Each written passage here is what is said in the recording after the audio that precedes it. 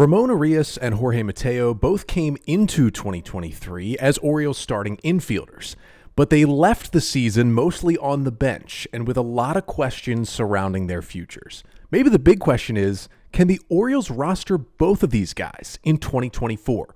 We'll try to answer that question as we break down both of their seasons, coming up on this episode of the Locked On Orioles podcast. You are Locked On Orioles, your daily Baltimore Orioles podcast. Part of the Locked On Podcast Network, your team every day. Hey there, Orioles fans. Today is Thursday, December 21st, 2023, and welcome back into the Locked On Orioles podcast, part of the Locked On Podcast Network, your team every day. As always, I'm your host, Connor Newcomb. And coming up on today's episode, we are going to continue our Orioles 2023 player season review series. Haven't gotten to it in a few weeks because the Orioles have been, making some moves with Craig Kimbrell and Jonathan Heasley, and there's been a lot of lease stuff and ownership stuff going on, but wanted to continue this series. We've got a few more episodes to go before finishing it off and getting to everyone's season from 2023. And today we're going to talk about Ramón Urías and Jorge Mateo. Very easy to really loop these two guys together because they came in looking good, and they did not finish strong at all in 2023. And now you're asking questions like, could they both be here? I mean, there's a chance that neither of these guys are Orioles in 2024. So I'll break down each of their 2023 seasons, and then at the end, give you my thoughts.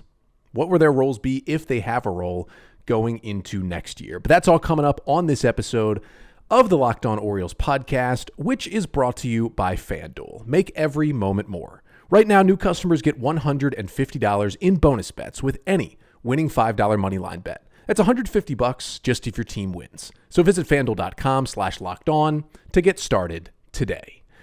So it's a season review series, and let's start with Jorge Mateo because nobody on this team, and arguably nobody in baseball, started off the year hotter than Jorge Mateo. Let's take you back to April because remember, Mateo was coming off an interesting 2022 season, right? The bat for the year was still an 84 WRC+. It was still a below league average bat, but he was so good defensively. He got robbed of the Gold Glove. He won the Fielding Bible Award at shortstop. He stole 35 bases. We were like, you know what?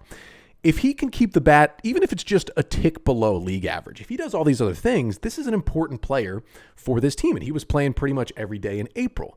And April, Jorge Mateo looked like an MVP candidate. Quite literally, he looked like an MVP when he was out there in April. In the month of April, including March and April, because there were, one or two games played in March this year.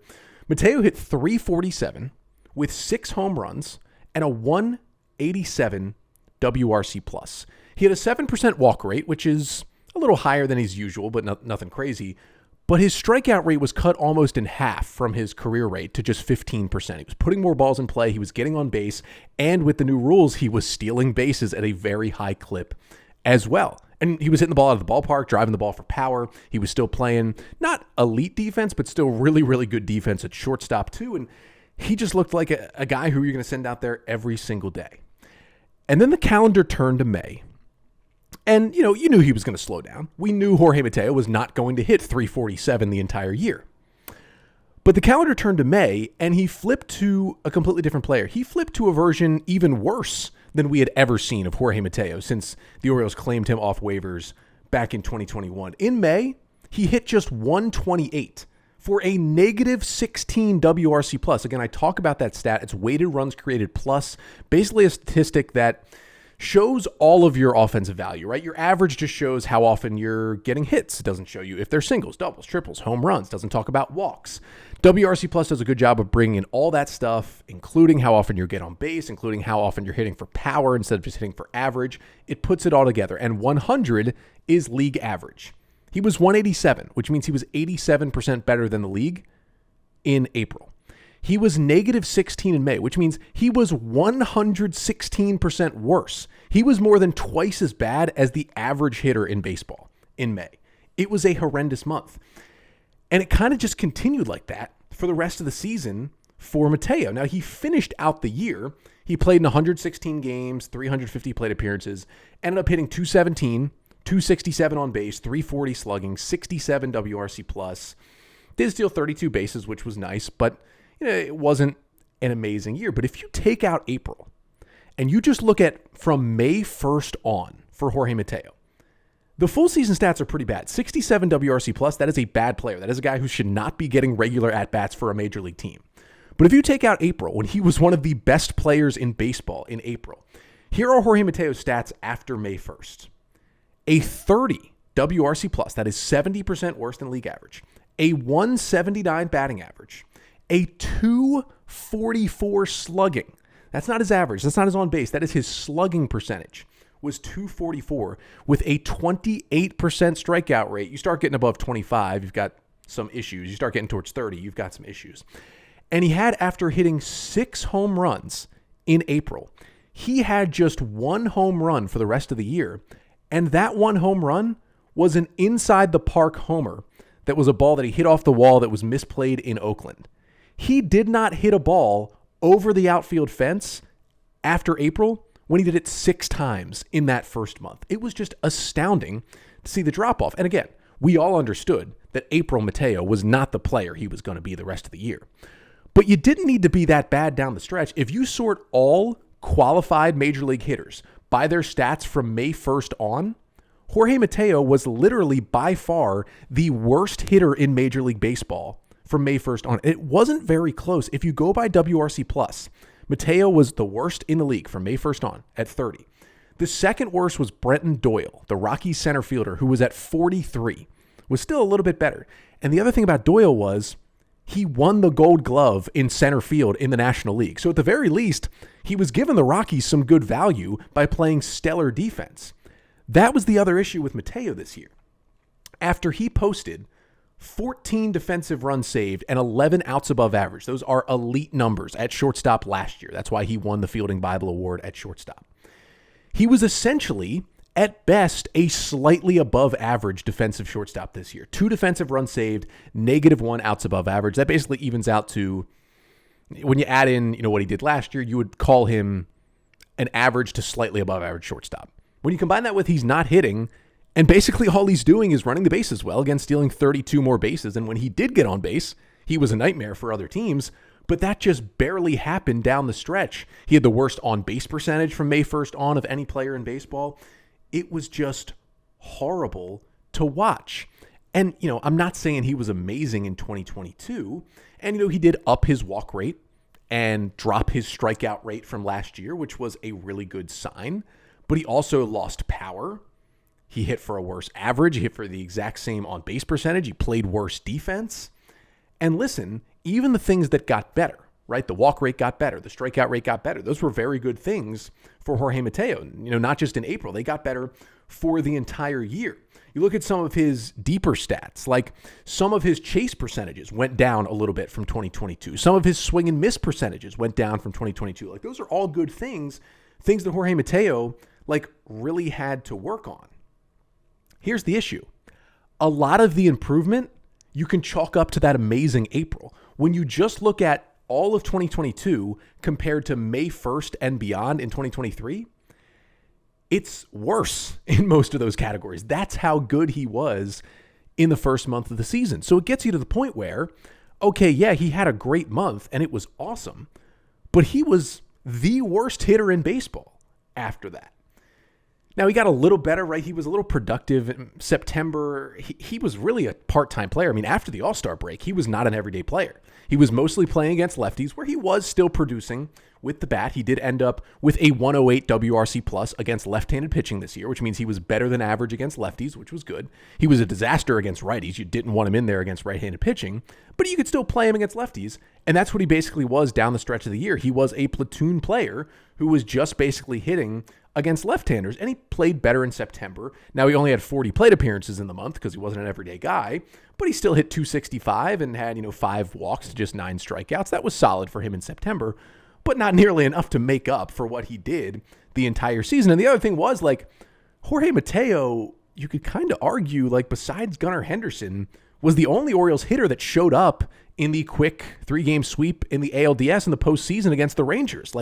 He had that big game in Game 2, and he looked like he was there and ready to go. Same with Gunnar, and it felt like some of the other hitters maybe weren't in that Orioles lineup, maybe weren't ready for the moment. So that's all nice stuff, but it wasn't good. Now, we did think this offseason, hey, is Jorge Mateo a non-tender candidate? Hitting arbitration, would the Orioles pay him as much money as he's worth? Well, they decided yes, and not only did they tender him a contract, they came to an agreement. So Jorge Mateo will make $2.7 million in 2024 in his penultimate season before free agency. He becomes a free agent after 2025, so he's got 2 years left of team control. And this is an interesting decision for the Orioles. Like, what role can he really play if they keep him around, especially if they're paying him, almost $3 million, which is really nothing for a player. But for the Orioles, they don't tend to spend a lot. So it was a little more surprising that they dished out about $3 million to Jorge Mateo for next year after the disaster that was post-April 2023. He still can help you with the defense. Generally, I think he'll be better than he was this year. The speed is still immaculate. He played some center field, right? He played 20 innings in center field for the Orioles this year, and some of those innings weren't even just, mop-up innings. They were like legitimate, like game was close. Jorge Mateo was out there in center this year, so they trust him a little bit out there too. But does it make sense to keep him as just a bench guy? Because he's certainly not an everyday player in the big leagues at this point. But do you keep that bat around to get the other tools? That's what we'll try to answer at the end of the pod. But first, we also got to talk about the other infielder in this category. That is Ramón Urías. Now, Urías was much better overall than Mateo was in 2023, but he still did take a step back from the prior season, and he still goes into this offseason with a lot of questions surrounding his future with the Orioles. So coming up next, we'll break down Urías' 2023 season and talk about, hey, does he have a role with the O's going into 2024? But first, this episode of the Locked On Orioles podcast is brought to you by FanDuel. We are getting really into the nitty-gritty right now of this NFL season. Just 3 weeks remaining of the regular season, and you can score early this NFL season with FanDuel, America's #1 sportsbook. Right now, new customers get $150 in bonus bets with any winning $5 moneyline bet. That's $150 just if your team wins. So if you've been thinking about joining FanDuel, there is no better time to get in on the action. The app is so easy to use. There's a wide range of betting options, including spreads, player props, over-unders, and more. So visit FanDuel.com/lockedon and kick off the NFL season with FanDuel, official partner of the NFL. So we are talking Jorge Mateo and Ramón Urías on today's episode. Just broke down Mateo's season. Now we get to Ramón Urías, who, admittedly, let's start with this. He was much better than Jorge Mateo was in 2023. There are certain reasons they are in the same category, and there are certain reasons these are the two players I'm talking about on the same episode here as we do these 2023 Orioles player season reviews. But Urías was still better and more productive. Now, he had a very similar amount of playing time to Mateo. Urías played in 116 games. That is the exact number that Jorge Mateo played in. He got a few more plate appearances, 396 versus 350. But Urías was just a better hitter. He hit 264. He had a 328 on base. He had a 375 slugging. And he had a 99 WRC+, which, yeah, that's a tick below, but basically means Ramón Urías was a straight-up league average hitter in 2023. Now, he only hit 4 home runs, which was a little concerning, because in only about 50 more plate appearances in 2022, Urías hit 16 home runs. He hit 4 times the homers than he did this year. Basically, his power was zapped. His slugging percentage dropped by about 40 points, and he hit 12 less home runs. Now, the strikeout rate was kind of concerning at 26%. The walk rate, not amazing, at 7%. And the defense also for Urías this year took a step back, very similar to Jorge Mateo. Remember, Ramón Urías, kind of out of nowhere, won the Gold Glove at third base in the American League in 2022. He was fantastic. 14 defensive runs saved at the position. 0 defensive runs saved at third base. Now, he did have 4 DRS at second base. He was still a good defender overall, both third and second for the O's this year. Remember, he played a little bit of first base as well, making him slightly more versatile. But in general, similar to Jorge Mateo, Urías was not the player in 2023 that he was in 22. Last year, he hit for a lower average, but otherwise, his stats were better. 106 WRC+, I mentioned the 16 homers, and with the defense, he was worth almost 3 wins on FanGraphs in 2022, where he was worth only about 1 win this season. Each of these guys just lost production year over year in really pivotal times for them, and that's what we're going to get to at the end of the pod, but I'll kind of tease it right here. There's so many good infield prospects that are either already in the big leagues or are coming very soon. And this was not the time for both Urías and Mateo to start struggling in terms of their futures. In terms of the Orioles' futures, it's like, hey, this might make our decisions easier. But for their futures, this was the worst time to really start to struggle as the young guys started to put pressure on them. Now, for Ramón Urías, the big thing I talked about, and I had this conversation a lot on the podcast in 2022 when Urías was having a better season. Didn't talk about it as much this year. Some of it's because he played less, right? He had, he turned into more of a part-time player down the stretch when he was more of an everyday guy in 2022. He had the hamstring strain early in May, although he actually had multiple injuries the year before. Had the oblique early, had the knee injury late. So he ended up being on the roster for more time this year, but just played less because he was more of a part-time guy. But when Ramón Urías hits the ball on the ground, good things don't happen. And that's a pretty general blanket statement you can make about any hitter in baseball. When you hit the ball on the ground, things don't happen well, because the best thing you can do when you hit the ball on the ground maybe is ground a double down the third baseline. Generally, your best outcome of a ground ball is a single. You put the ball in the air, you can hit homers left and right. That's a pretty simple way to say it, but that's how baseball works, right? Ramón Urías also does not take advantage of how much he hits the ball on the ground, because he is maybe the slowest utility infielder in baseball history. When you think about a utility infielder, you think about a guy who can play third, second, and short. Urías can do it. He even plays first. A guy who can move around the diamond at will, can change positions in a game, come off the bench, can get a hit, swings a solid bat. Good defender at those positions. He is all of those things. You also think of a guy that doesn't have to be Jorge Mateo speed, but has solid speed that can also pinch run for you. Urías is just slow. He's incredibly slow. And so even when he's hitting the ball on the ground, it's not like, oh, Jorge Mateo, if he chops the ball down the third base line, sometimes he gets infield hits. That doesn't happen for Ramón Urías. So take that out of his game as well. Look at his stats. All of his offensive stats went down, especially the power output from last year to this year. And if you look at how he was hitting the ball, it is a direct correlation. This year, Ramón Urías hit the ball on the ground 53% of the time. Last year, 47%. This year, Ramón Urías had an average launch angle off the bat of 7.9 degrees. Last year, it was a career high 11 degrees. Basically, when he lifted the ball last season is when he had his best numbers. He barely lifted it off the ground this year, and that's why he ended up with a 375 slugging and only 4 home runs. It was a serious issue for Urías. Now, he continued what he's done in his career, which is be a kind of an odd reverse splits guy, where he was good against righties. Well, he was okay against righties, 104 WRC plus, and not good against lefties, 86. Very similar to 2022, where he hits right-handed pitching better, despite being a right-handed hitter. It's not what you usually see. And he also kind of bookended his season with good months. Like Mateo, he had a good April, hit 274, ground ball percentage was way down, 120 WRC plus in April, also had a 120 in September. All those months in between, it was tough to watch Ramón Urías hit. He was well below league average basically every month in between April and September. And you dig into the numbers even more. And yes, the defensive drop-off is concerning, although due to the eye test for me, he wasn't as good. He certainly was not as good defensively this year than he was last year. But still watching him, he made some fantastic plays at both third base and second base this year. I'm still feeling better about the defense. Similar to Jorge Mateo, I still feel good about the defense, despite the fact that it took a step back this year. But the quality of contact numbers when you dive deeper into Ramón Urías' data tell a story of we should be concerned about what he's doing moving forward. He was a guy who actually had really good hard hit rates and barrel rates in 2022. And the reason why I would always yell about just hit the ball in the air, Urías was a guy who's hitting the ball hard. So all he had to do was lift the ball a little bit, and he had a lot of success.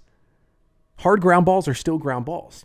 But this year it was twofold. He hit it on the ground more, and he didn't hit it nearly as hard. That is a combination which is not going to make you a good hitter. It's honestly impressive that he ended the year as basically a league average bat, because the data below it shows that his expected batting average, expected slugging percentages were all lower than what they actually were. He honestly got some good luck on his side this year. His hard hit rate went from 47%, which is a really good number in baseball, down to 38, which is below average. His barrel rate was at 9.6%, pretty good, to 6.9% this year. Not very good. And he also chased more pitches out of the strike zone this season than he did in 2022. So similar to Jorge Mateo, he was a good piece of this team turning it around in 22. He came back expecting a big role in 23, and he got a big role, close to 400 plate appearances. That's a lot of time you're playing on the field for a division-winning 101-win team. But he's into arbitration. Now, the Orioles tendered him a contract, but they have not agreed to the number. But the MLB trade rumors projection is that Urías will make $2 million in 2024. He also has one extra year on the end of his free agency. Mateo is a free agent after 2025. Urías is not a free agent after 2026. The Orioles still have 3 more years of him before he would hit free agency. But there's very similar questions about him, and that is, does he have the bat to stick around and make the other tools that he gives us worthwhile to keep on the roster? And that's the thing, right? Yeah, there's a chance that the Orioles would play most of next season without either of these guys. But you have to think, because they've been such a big part, truly, of the Orioles' turnaround the last few years since they've been here. Urías coming over on waivers in 2020, Mateo in 2021. They probably wouldn't get rid of both of these guys at the same time. I would have to think it would be more of a slow drip. One guy would go via DFA. Maybe the other guy goes a year later via a small trade or something. So I have a feeling at least one of them will have an impact next year. So the question is there a way 2 of them can? And if there isn't, who would you choose between Urías or Mateo? Let me know in the comments right here on YouTube, and I'll tell you my thoughts to finish off the pod coming up next.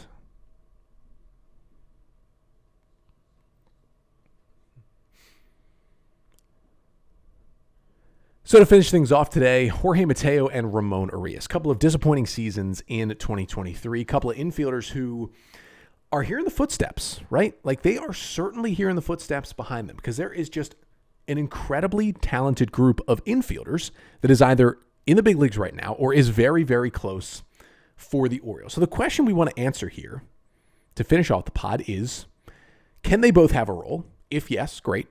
If not, who are you picking if you have to get rid of one at some point this offseason? And remember, both of these guys are out of options, so neither can just be sent down to AAA. If you're going to leave one of them off the opening day roster, they have to be DFA'd. And quite frankly, despite Urías' struggles with the bat, he is going to be claimed. And despite Mateo's struggles with the bat, I think a rebuilding team would take Jorge Mateo, see what he did last April, see the speed, see the defense, and say, there's still a hit tool in there. It's the same thing the Orioles did when they claimed each of these guys when they were terrible.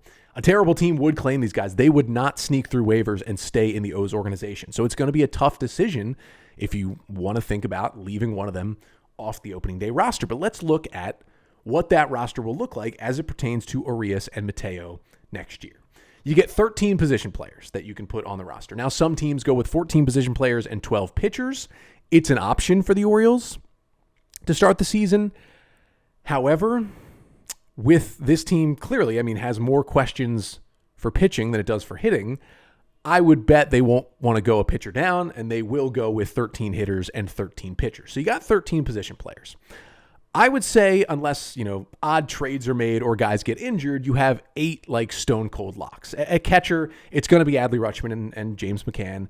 In the infield, I'd say Gunnar Henderson, Jordan Westberg, and Ryan Mountcastle are the locks. And then in the outfield, unless any of them get moved, which is possible, but if they stay here, Austin Hayes, Cedric Mullins, Anthony Santander are all locks in the outfield. So that's 8 spots. That gives you 5 more spots on the roster for basically, I would argue, 10 players have a shot at those 5 spots. I'd say 5 in the outfield: Sam Hilliard, Ryan McKenna, Kyle Stowers, Heston Kjerstad, and Colton Cowser. And I'd say 5 in the infield: Jackson Holliday, Ramón Urías, Jorge Mateo, Ryan O'Hearn, and Joey Ortiz. That's how I would break this down, at least at this point. Now, the outfielders aren't going to have a huge say on what happens to Urías and Mateo, although, maybe Mateo can play some outfield, and we'll get to that. But you would think they'll take 2 outfielders. The O's have generally run with 5 outfielders. And I don't know if I'm ready to make the call. I would say out of the 5, probably Stowers is number 5 right now. So of the Hilliard, McKenna, Kjerstad, Cowser 4, they'll probably take one of Kjerstad or Cowser to be the higher upside, could potentially play every day, big bat guy. And then they'll take one of Sam Hilliard, who was claimed on waivers earlier this offseason, or Ryan McKenna to be the 4th, 5th outfielder, defensive replacement, pinch running guy. Whatever your combination is, I'm not sure I've even made my mind up on what I think the combination will be. Let's just go with, I don't know. We'll go with McKenna and let's go with Kjerstad. We'll give it to McKenna and Kjerstad right now. So there's 2 spots. So that's 10 spots taken up. Now you essentially have 3 spots open for those 5 infielders. Again, they were Jackson Holliday, Ramón Urías, Jorge Mateo, Ryan O'Hearn, and Joey Ortiz. I really don't see there being much that can happen in spring training where Ryan O'Hearn isn't at the very least on the opening day roster, right? Like even if it was a flash in the pan, a one-hit wonder for 2023, you're going to give him a significant chance in 2024 to prove that it was a flash in the pan or prove that, hey, this is legit and I am this good of a hitter. So let's just throw O'Hearn onto the roster. That puts you at 11. Essentially you got 2 spots for Holliday, Ortiz, Urías, and Mateo. And this is very much the new group versus the old group right now. You've got Holliday, the top prospect in baseball, who many would argue will be ready by opening day to be a big leaguer. And you got Joey Ortiz, who did get a cup of coffee with the Orioles last year. Fantastic defender. Still some questions about the bat. Went through some injuries last season. Kind of kept him in Norfolk for most of the year. But he's on the 40-man roster, and he is ready to roll against the established guys who have lost their starting spots but could still be good utility infield options in Jorge Mateo and Ramón Urías. Now, if you want to take the easy way out, and you are the Orioles, as long as Jackson Holliday doesn't completely light the world on fire in spring training, you can just send him and Joey Ortiz to AAA to start the year. Holliday didn't play that much time in Norfolk last year. I honestly think the Orioles are going to send him to Norfolk to start the year for multiple reasons. Reason one is they're going to say, oh, he needs to work more on this. Maybe they want him to play a little more second base because shortstop will be so full in the big leagues. They think he'll probably mostly play second when he gets to Baltimore, so let's get him some more work there because he's played a lot more shortstop in the minor leagues so far. And the other thing is, listen, if you wait 3 or 4 weeks, you can manipulate that service time a little bit, and Holliday will have the chance to get that year back depending on the Rookie of the Year voting, but you give yourself a chance to earn an extra year on the end of Jackson Holliday's rookie deal before he becomes a free agent if you manipulate the service time and keep him down till, late April, early May, and then call him up. And then for Joey Ortiz, he's got options, even though he is on the 40-man roster, and I think there's still legitimate questions about his bat and how much it can play at the big league level. So the easy thing is just you leave Holliday and Ortiz both in AAA to start the year, and you keep Mateo and Urías both on the roster. But I got to be honest, even if they do that, it feels like at some point early in the year, one of the two is just going to be pushed out. And there's a chance that Mateo or Urías could be sent away in a trade this offseason, whether it's a small trade, a team's looking for an infielder. The San Francisco Giants said they're in the market for a shortstop. Maybe they just go get him. Or it's like a throw in the finalizing piece to get a starting pitcher. A team saying, you know what? We would give 450 plate appearances to Urías or Mateo. They've got some team control. They're cheap. Let's see if we can turn them into an established big leaguer once again. And that's like the final piece you throw into a trade for a starting pitcher. Either is possible. I don't think either would be DFA'd at this point, and obviously the O's didn't non-tender either of them earlier this offseason. So you can start with those two in AAA, Ortiz and Holliday. But at some point, Jackson Holliday, pretty early in the season, as long as he stays healthy, is going to be ready. So even at that point, even if you think, Joey Ortiz gets traded this offseason, or Joey Ortiz never quite gets to the point where he's a major league regular with the O's, Jackson Holliday is going to be. And you would think, at the very least, before the All-Star break next year, Jackson Holliday is an everyday piece of your team that you want in the lineup every single day. So when Holliday gets there, then it's just basically taking the worst player off the roster, whether it's Mateo, whether it's Urías. If Joey Ortiz comes into the conversation, that's much more interesting. The Holliday thing, I think just say the Orioles call Holliday up in mid-May. Whoever you have more trust in at that point between Urías and Mateo, you keep. The other one you DFA or try to trade. I think it'd still be a hard decision, but it's the easier of the two. But let's say Jorge Mateo is really shining in spring training, right? The Orioles have a better look at his bat. They think, you know what? Jorge Mateo can be our utility infielder. We know he can play second, short, and third. He can pick it anywhere, and the bat's coming along where we can trust him when we put him in the lineup. Is Joey Ortiz, who's going to cost, $2 million at least less than either Mateo or Urías to be a utility infielder? Because at this point, Urías and Mateo are not everyday starters, right? That's Gunnar Henderson. That's Jordan Westberg. That's maybe one of these guys to start off the year. I mean, maybe, but once Holliday's there, we'll see ya. They're utility infielders. Can Joey Ortiz do what Urías and Mateo do for cheaper? I don't think Ortiz will bring the speed Mateo has, but everything else Ortiz can do. He can pick it As bad as Urías and Mateo were with the bat, I think Ortiz can match that. So at some point, the Orioles will have that conversation, and I think that conversation will end with Ortiz, at the very least, is a cheaper version of the same production we're getting out of either Mateo or Urías, and they will cut bait with the older guy. Now, the one thing that could play in here, and this is where I want to finish off, if it comes down to whether it's opening day next year, whether it's Jackson Holliday's promotion, whether it's a Joey Ortiz move, whatever it may be, if it comes down to a point where the Orioles would have to choose between Jorge Mateo and Ramón Urías, they've got one roster spot left, and it's down to those two guys for a utility infielder. Who would you pick? I think I would take Jorge Mateo. And I know the bat is worse, right? Ramón Urías had a down year and was still a league average hitter. Mateo had a down year and was literally a disaster. As I mentioned earlier, from May 1st on, he was literally the worst qualified hitter in Major League Baseball. That is not good. However, the speed can change a game. He can still play shortstop at a high level, and he can play the outfield. And again, they put him out there for 20 innings this season. That's not a lot, but again, it wasn't like it was just mop-up duty. He played some legitimate innings in the outfield this season for the Orioles. And one thing Mike Elias has said this offseason, when he has talked about, hey, would you think about bringing in a hitter? It's an interesting question because the O's have so many hitting prospects. Would they actually go after a hitter? He said the only thing we could maybe do is go get a right-handed hitting outfielder. I think that is the writing on the wall for Ryan McKenna. He's played that role for a couple years. I just don't think he's what the Orioles want. Aaron Hicks simply did a better job of that for the Orioles. I could see them even bringing Aaron Hicks back. But if they don't, what if Ryan McKenna continues to struggle and Jorge Mateo can play center field? He can hit lefties, 108 WRC plus against them. And honestly, that was better than Ryan McKenna hit against lefties for times this year. Maybe with Jorge Mateo, he can steal a roster spot because he becomes the fifth outfielder. He's still your utility infielder while also providing you outfield defense and pinch running when you would need it. If he's more versatile like that, you're more willing to give him a roster spot, and then maybe, just maybe, you can fit O'Hearn, Mountcastle, and Kjerstad all on the same roster because Mateo's filling utility infielder and utility outfielder. Urías, while he can play all four infield positions, is slow and does not give you the outfield. And when you think about the fact that Jordan Westberg and Ryan O'Hearn can also step out and play some outfield for you if you need them to, I think Jorge Mateo would be the guy who kind of takes that final spot. And say you get into a position where, Jackson Holliday and Joey Ortiz are just forcing their way onto the opening day roster, and you're looking at those two and you're saying, all right, we're keeping them and we're getting rid of Mateo and Urías. They're just not performing.